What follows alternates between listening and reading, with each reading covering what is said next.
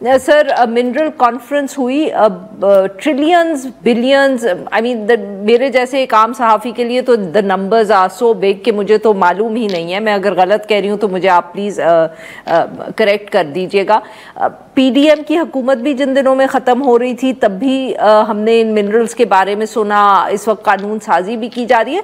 Sir how big are deposits? जितनी आज हमने गुफ्तगू सुनी, जैसे वजीर आजम साहब ने कहा कि हम तो we can say goodbye to the IMF। एक तो आपने जो कहा ना ट्रिलियंस और बिलियंस का फ़र्क, वो आप सहाफ़ी हैं और आपने मासूमियत से कहा कि शायद आपको उसका अंदाज़ा नहीं है। मैं आपको यकीन दिला सकता हूँ कि टॉप जो हमारे पॉलिसी मेकर्स हैं उनको भी अंदाज़ा नहीं है the difference between trillion and billion and the difference between dollar and रुपी। मतलब इन अ सेंस कि जब आप एक चीज़ कहते हैं सो हम हर चीज़ को प्रोपोगेट करने के लिए सर वैसे मैं इतना आपको कह दूं कि मुझे डॉलर और रुपी में बड़ा फ़र्क पता है, मान से पता चल जाता है जब भी मार्केट जाए ना।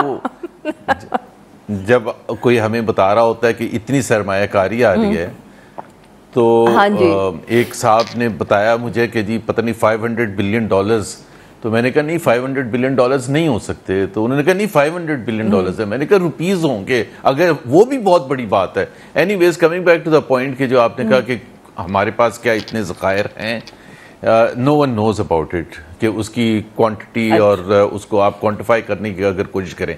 लेकिन ये ज़रूर है कि बहुत ऐसे एरिया, रिकोडिक तो खैर नोन चीज़ है कि वहाँ बहुत ज़्यादा कॉपर और गोल्ड के ज़खायर हैं एंड बिलियंस ऑफ डॉलर्स के ज़खायर हैं, इसमें कोई शक नहीं है। और वो 30 साल पहले भी हमें ये पता चल चुका था। इसी तरह से बलूचिस्तान के बहुत से एरियाज़ हैं, KP के एरियाज़ हैं जहाँ गैस के ज़खायर हैं, ऑयल के ज़खायर हैं और भी हमारे पास मिनरल्स के ज़खायर हैं। लेकिन ये आज की कहानी नहीं है आरिफा, यही तो अफसोस की बात है। हमें वो जो कन्वर्ट नहीं करना आता ना from the initial stage to getting the real benefit, जिसके बाद आप IMF को गुड बाय कह सकें, वो वाला हमें नहीं आता। मैं आपको एक रीसेंट एग्जांपल देता हूँ 2022। सर अगर आप ये थोड़ा सा माफ करिएगा आपकी बात काट रही हूँ, बट जरा ये समझाइएगा सर कि ये क्या प्रोसेस है कि जहां हमारे पास कोई मिनरल है एंड एज यू सेड कि उसको उसकी एक्विजिशन तक पहुंचने का ये क्या प्रोसेस है? जैसे आपने कहा कि 30 साल से हमें रेकोडिक का पता है, उसके अंदर एक सुप्रीम कोर्ट का तो फैसला आया बट और भी तो मराहिल रहे हैं। What is this process sir? एक तो देखे ना, एक तो सबसे बड़ी चीज़ ये होती है कि why we can not get the final product. एक तो उसमें पॉलिटिकल इंस्टेबिलिटी की बहुत बड़ी रीज़न है कि एक हुकूमत से दूसरी हुकूमत आती है तो सारा कुछ प्रोसेस को चेंज कर देती है। दूसरा हमारा जुडिशल निज़ाम जो है उसकी क्रेडिबिलिटी इतनी ख़राब है कि बड़े इन्वेस्टर्स जो हैं जो बिलियंस ऑफ डॉलर्स के ज़खायर के लिए आएंगे वो उनको क्रेडिबिलिटी और रिक्विडिक इज़ अ ग्रेट एग्जांपल कि आपको पता है कि उसमें किस तरह से इन्वेस्टर्स का कॉन्फिडेंस हमने लूज़ किया। स्टील मिल की प्राइवेटाइजेशन इज़ अनदर एग्जांपल जिसमें फॉरेन बायर्स थे और उसमें हमने किस तरह से किया। बहुत से दूसरे केसेस हैं जिसमें टर्किश और दूसरे इन्वेस्टर्स हैं जिसमें एक हुकूमत के बाद दूसरी हुकूमत आई तो उनको लाल झंडी दिखा के भेज दिया गया and there was no one to protect their interest और even the capital that they had invested. तो एक तो ये बहुत इंपॉर्टेंट एलिमेंट्स है। फिर लॉ एंड ऑर्डर की सिचुएशन है जो पाकिस्तान की कोई, और ख़ास तौर पर जहाँ ज़्यादा आपके पास कह सकते हैं मिनरल्स हैं, बलूचिस्तान है। अभी इस वक्त बलूचिस्तान की हालत ये है कि पाकिस्तानी खुद जाने के लिए बलूचिस्तान तैयार नहीं है तो बाहर से आके कैसे वो जाएगा? आपको जितनी मर्जी अश्योरेंसेस दिलवा दें। China is a great example कि चाइनीज़ कितने यहाँ मारे गए हैं पाकिस्तान में, even in a country, in a city like Karachi. अभी रिसेंट 6 महीने पहले उनको अटैक किया गया था और उसमें भी चाइनीज़ की जानें ज़ाया हुई थी। सो ये सारे जो मिलके, और सबसे बड़ी बात and I don't know how Pakistanis are going to react to this incompetence. इतनी ज़्यादा आपके पॉलिटिकल क्लास और आपकी ब्यूरोक्रेसी जो हैंडल करते हैं। देखिए SIFC किस लिए बनाया गया था? बोर्ड ऑफ इन्वेस्टमेंट है, बाकी सारी मिनिस्ट्रीज़ हैं, फाइनेंस मिनिस्ट्री है, प्राइवेटाइजेशन कमीशन है, सब कुछ है। लेकिन आप वो सारे जो आपके इंस्टीट्यूशंस हैं वो मौजूद हैं जो इन्वेस्टमेंट लाने के लिए मौजूद हैं, लेकिन SIFCF ने इसलिए बनाया कि रेड टेपिज्म इतनी ज़्यादा है, बजाय कि उसको बोर्ड ऑफ इन्वेस्टमेंट के चेयरमैन को फिक्स करेंगे भाई आप क्यों नहीं जब इन्वेस्टमेंट के लिए आते हैं रेड टेपिज्म का उसको कन्फ्रंट करना पड़ता है। सो इनकॉम्पिटेंस इतनी ज़्यादा है Arifa, and when we compare it, when I compare it with countries like Qatar for example, countries like Saudi Arabia जो हम कंपेयर कर सकते हैं, और अरब कंट्रीज देखें कतर में गैस के ज़खायर थे वो निकल आए ना, they have become a very very very rich country.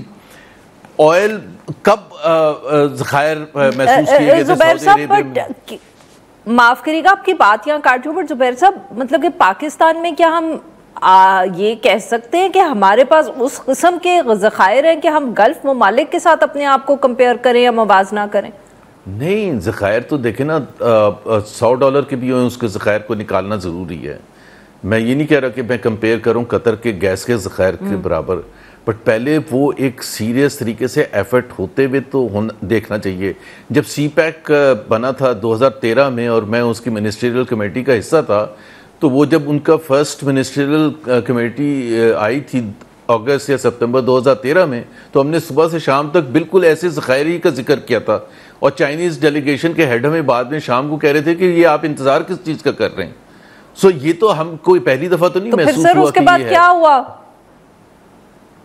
उसके बाद क्या हुआ सर जो 2013 में आपने उनको बताया? तो जी हमने बड़ा जाहिर सी बात है, हम चाहते थे कि उनको अट्रैक्ट करें, चाइनीज़ इन्वेस्टमेंट यहाँ लेके आए, not just about the road network जो वो तैयार थे, बट उसके अलावा कि जी हम चाहते थे कि वो रीलोकेट करें उनके बिजनेसमैन यहाँ, अपनी इंडस्ट्री, जैसे वियतनाम ने किया था, तो हम वो चाहते थे। लेकिन उसके लिए देखें, मैं आपको एक और बड़ी क्लियर एग्जांपल दे दूं। 2022 में सैलाब आया था, आपको याद होगा, इंटरनेशनल एक कॉन्फ्रेंस की थी पाकिस्तान ने होस्ट, UN सेक्रेटरी जनरल के साथ मिलके, उसमें $10 बिलियन की कमिटमेंट्स हुई थी।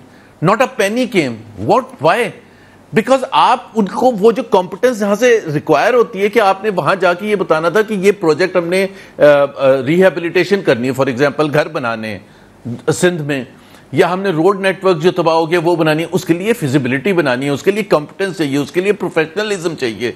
अगर आप 2 नंबर लोगों को रखेंगे और उनसे काम करवाएंगे तो कुछ भी नहीं होगा। And I am sorry to say कि आज भी सिर्फ ये तकरीर करना और ये कहना कि रेड कारपेट बिछा देंगे, international global investors are sick of that, they want to see the true meaning of that, and वो डेमोन्स्ट्रेट जब पाकिस्तान कर सकेगा, पॉलिटिकल स्टेबिलिटी हो, कि लॉ एंड ऑर्डर की सिचुएशन ठीक हो, कि जुडिशल निज़ाम की क्रेडिबिलिटी हो, कि हुकूमत वक्त की क्रेडिबिलिटी हो, कि तो फिर जाके ये सारी इन्वेस्टमेंट की पॉसिबिलिटीज हैं, अदरवाइज नहीं आएगा। Why we have failed to do privatisation, आप खुद बताएं ना। अब प्राइवेटाइजेशन तो मिनरल से अलग चीज है ना। नहीं, मैं तो वो कह रही हूँ सर कि मिनरल्स जो हैं वो तो मुख्तलिफ इशू नहीं है फ्रॉम प्राइवेटाइजेशन। आप बेसिकली कह रहे हैं कि जब तक पॉलिटिकल स्टेबिलिटी नहीं होगी और मुल्क का निज़ाम सही नहीं होगा, हम अपनी मादनियात जितनी भी हैं, चाहे वो ट्रिलियन में है या बिलियन में है, उनका कोई फ़ायदा नहीं उठा सकेंगे। तो सर वो जो I mean just a counter question कि बैरिक आया है ना सर, रेकोडिक में वो कर रहे हैं इन्वेस्ट, बावजूद इसके कि हमने इतना वक्त ज़ाया किया, डील कैंसिल हुई, दोबारा रीनेगोशिएट हुई, they are still interested and they are working on it because there is so much for them. Why would they not be interested? But उसके लिए end product का मतलब ये है कि वो ज़खायर निकालें, गोल्ड और कॉपर के निकलें, वहाँ सही हमें पता चले कि कितने के ज़खायर हैं। और वो भी आरिफा देखें, उसमें भी एक जो कन्फ्यूजन मैं दूर कर दूँ कि रिक्यूडिक के भी जो ज़खायर हैं वो कोई एक वक्त में कोई $100 बिलियन नहीं आपको मिल जाएंगे।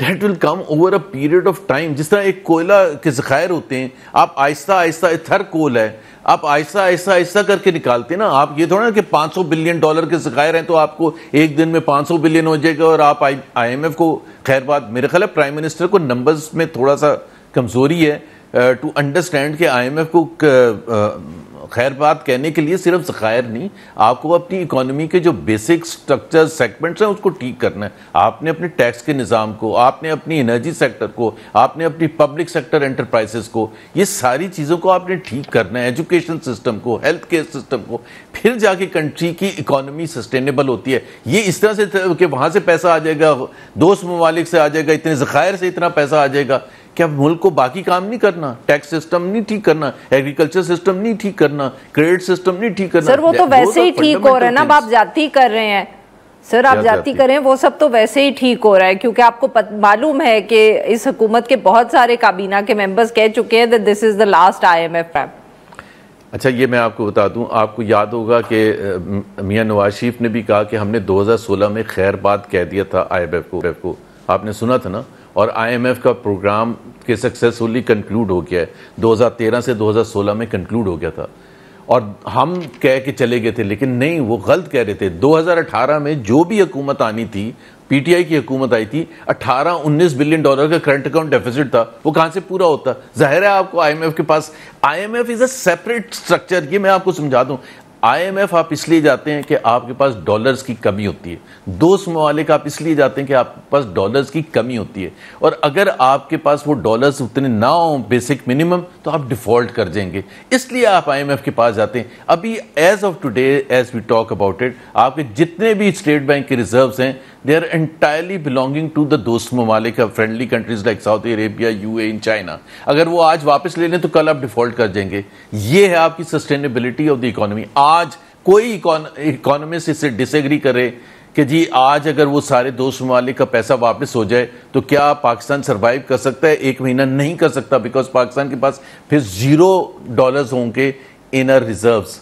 सो वो आपने बिल्टअप अपनी इकोनॉमी को ठीक करके किया है, अपने खुद इन्हिसारी के बेसिस पर करना है। वो इस बेसिस पर नहीं करना है कि वहां से इतने ज़खायर निकल आएंगे, वहां से उतने ज़खायर। कोई कहता है कि जी वहाँ गैस इतनी ज़्यादा है कि वहाँ अनलिमिटेड गैस सप्लाई है, भाई वो निकालेंगे, कॉम्पिटेंस होगी, प्रोफेशनलिज्म होगी, फिर जाके ये सारा कुछ होगा, पॉलिटिकल स्टेबिलिटी होगी, लॉ एंड ऑर्डर होगा। इस लॉ एंड ऑर्डर की सिचुएशन में तो मेरा नहीं ख्याल है कि ज़्यादा कंपनीज इंटरेस्टेड होंगी।